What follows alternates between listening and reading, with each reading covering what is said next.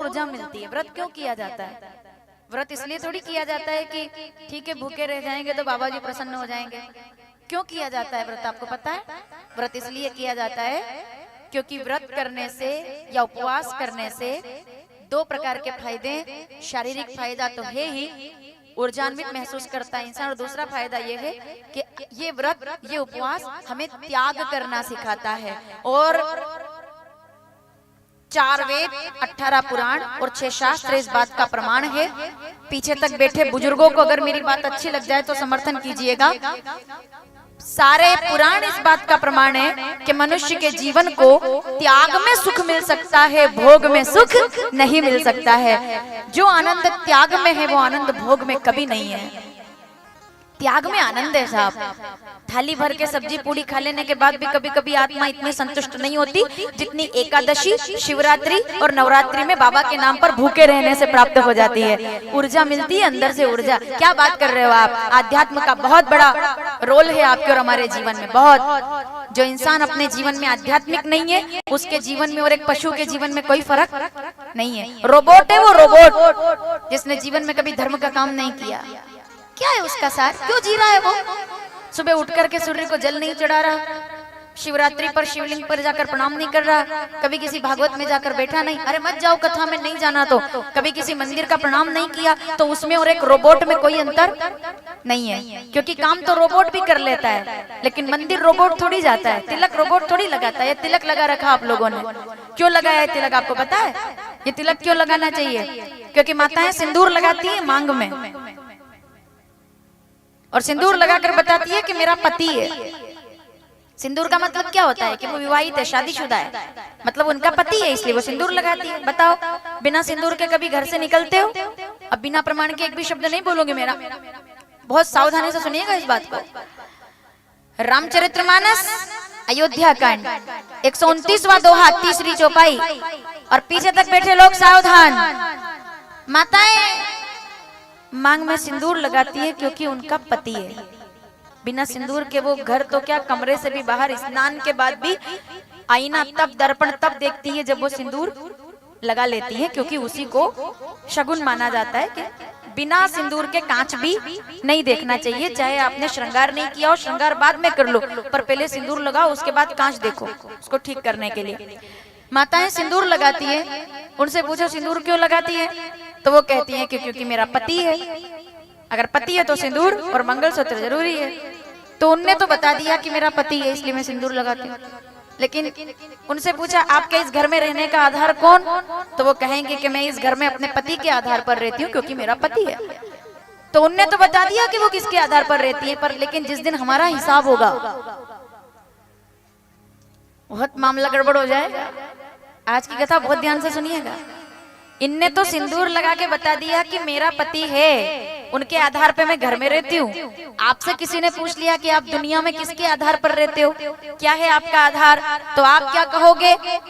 मेरा निवेदन है शिवरात्रि से एक नियम ले लो आज।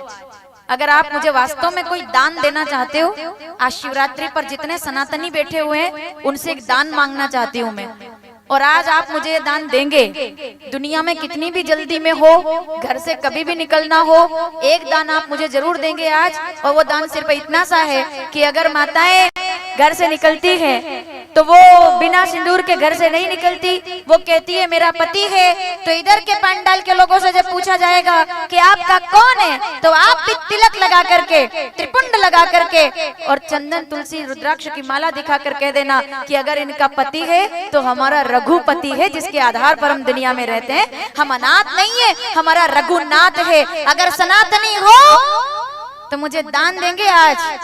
और दान क्या है? कितनी भी मजबूरी क्यों ना हो, बिना तिलक के घर से बाहर कभी नहीं निकलेंगे।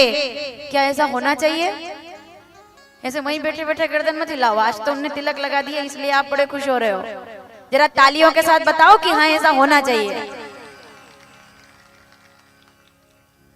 दूसरे धर्म के लोग अपना धर्म नहीं छोड़ते, चाहे कुछ भी हो जाए, पर वो अपना धर्म नहीं छोड़ते हैं। दूसरे धर्म के लोगों से भी कभी कभी हमको कुछ अच्छी बातें सीख लेनी चाहिए, कभी कभी सीख लेना चाहिए। इधर थोड़ा गंभीरता बनाइएगा। कभी कभी दूसरे धर्म के लोगों से भी हमको बातें मतलब क्या बोलूं मैं आपसे, बहुत ध्यान से सुनिएगा। गर्दन कट जाए लेकिन धर्म कभी मिटना नहीं चाहिए, ये सनातन सिखाता है। आपका तिलक आपकी पहचान है कि आप हिंदू हो, लाल धागा आपकी पहचान है कि आप हिंदू हो, रुद्राक्ष की माला आपकी पहचान है कि आप हिंदू हो।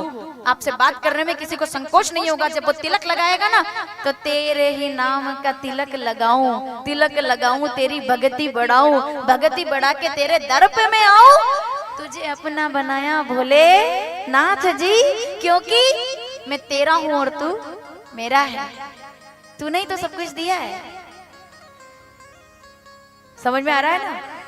बिना तिलक के घर से मत निकलिए, क्योंकि तिलक लगाने का मतलब है कि हम राम जी के और राम जी हमारे हैं। मैं राम का हूँ भाई, अब बिना प्रमाण के थोड़ी बोल रही हूँ मैं। रामचरितमानस अयोध्या कांड 129वां दोहा, तीसरी चौपाई।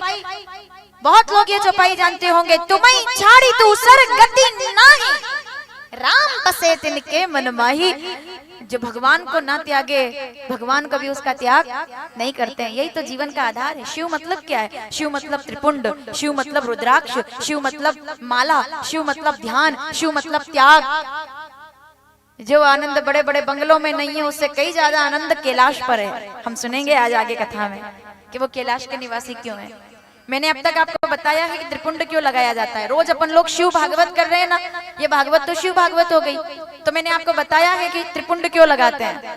मैंने आपको ये भी बताया है कि नंदी की पूजा क्यों करते हैं। मैंने आपको ये भी बताया है कि शंकर भगवान गले में जो वासुकी नाग को रखते हैं वो कौन है। मैंने आपको ये भी बताया है कि त्रिशूल धारण क्यों करते हैं। मैंने आपको ये भी अब तक 4 दिनों में बताया है कि शंकर भगवान कितने कल्याणकारी देवता है।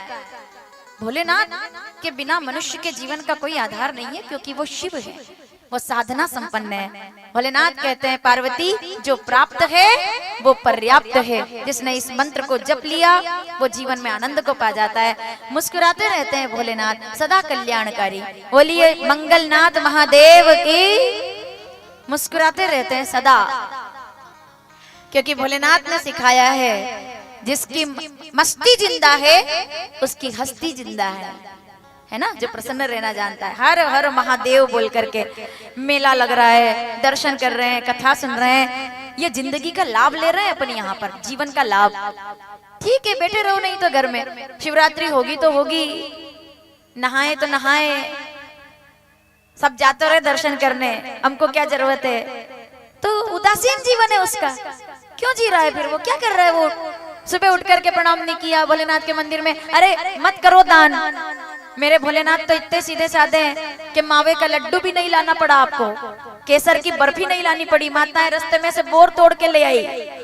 शंकर जी खुश, बोर चढ़ा दिया। क्यों चढ़ाते हैं बोर आपको पता है ना? भोलेनाथ को बोर क्यों चढ़ाते हैं? शिवरात्रि के दिन।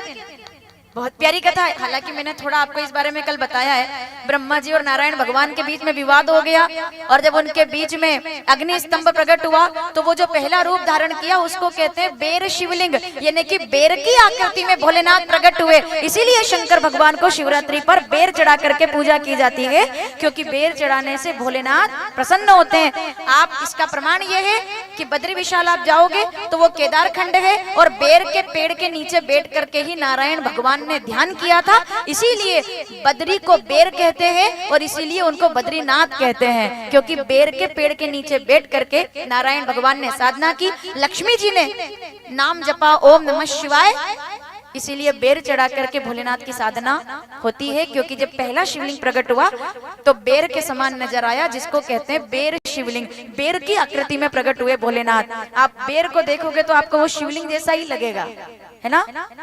तो शंकर भगवान जब पहली बार शिवलिंग के रूप में प्रकट हुए तो वो बेर के रूप में प्रकट हो गए, यानी कि उतना स्वरूप उनका रहा। और सर्वप्रथम उनकी पूजा में नारायण भगवान और ब्रह्मा जी ने बिलपत्र चढ़ा करके, गंगा जल चढ़ा करके, बेर चढ़ा करके उनकी पूजा की। वही शिवरात्रि है आज, जिस दिन शंकर भगवान नारायण भगवान और ब्रह्मा जी के सामने पहली बार प्रकट हुए ज्योतिर्लिंग के रूप में, स्वयंभू। ऐसी कृपा भोलेनाथ की जिस पर मिल जाए वो तो तरी जाएगा। और देखिए, मेपू पर सांप राखे सांप पर, मोर राखे बेल पर, सिंह राखे वाके